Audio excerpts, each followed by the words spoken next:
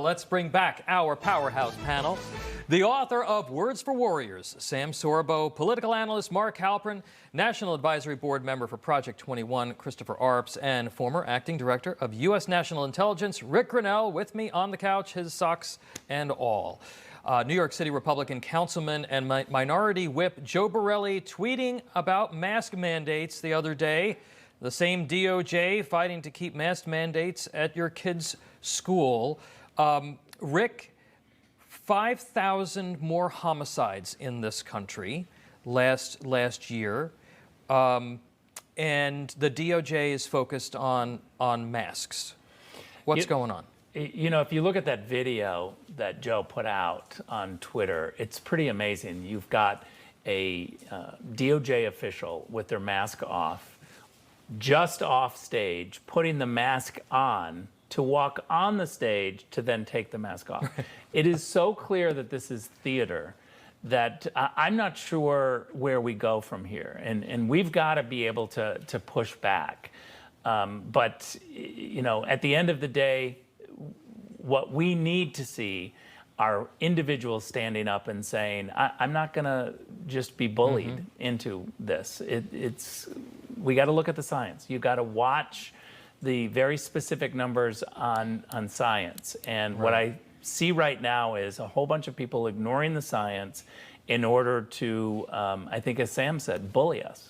Chris, I want to talk to you about this because, again, we see DOJ doing something that is, you know, again, it's politicized science. But at the same time, you know, I mentioned those 5,000 homicides, 55% of them were black. The vast majority of them were people of color, and we don't hear about any of that from the Biden administration. Your thoughts? Chris, are you there? Can you hear me? Yes, go ahead. Yeah, when we talk about mask mandates, we're having a controversy here in St. Louis County. Our county executive, Sam Page, who is an anesthesiologist, has imposed a mask mandate countywide again, which is unconstitutional. Our state legislature deemed that unconstitutional what he has done.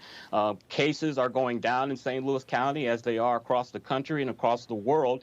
And you just see liberals just take this mask mandate, vaccine mandate, as new powers to control this. Mark, I want to go to you on the Supreme Court's new session, which starts today. This is going to be a pretty packed powerhouse session where we're going to see perhaps the full impact of a conservative swing. I know you've been talking to folks in Washington, people on both sides sort of bracing for this and how it could potentially impact 2022. Want to get some thoughts from you on that. Well, this is going to be the moment of truth, particularly for the new justices, Justice Barrett, Justice Kavanaugh, who, of course, will start the term out participating remotely. But are they going to be part of a 5-4 or 6-3, in some cases, conservative process of changing big decisions, maybe even some big precedents, and move the country in a direction that conservatives have long wanted? Or are they going to find a way to basically do what some previous Republican-nominated justices have done? And step away from that. It's a very big question that could have impact on a range of issues, not just the one that gets the most attention, which of course is abortion. Saturday Night Live poking fun at the Biden administration in their season opener. Take a listen. How's everybody's summer? Mine was bad. Not Cuomo bad, but definitely not Afghanistan good. Everyone keeps razzing me about that drone strike. But on the bright side, I went the entire summer without falling down the stairs once. Well, you know what? That's a bit of a change. But one of the things that I think I want to point out, and Sam, I want to go to you on this, is that they have decided that they are now going to poke fun at this administration. I don't see how you couldn't. But there's a difference between in the tone. When Trump was president, it was almost hateful the way that they approached dealing with him and with the administration. This is kind of a little bit more of the traditional SNL. We're gonna gently rib the president and the administration. Your thoughts? almost hateful.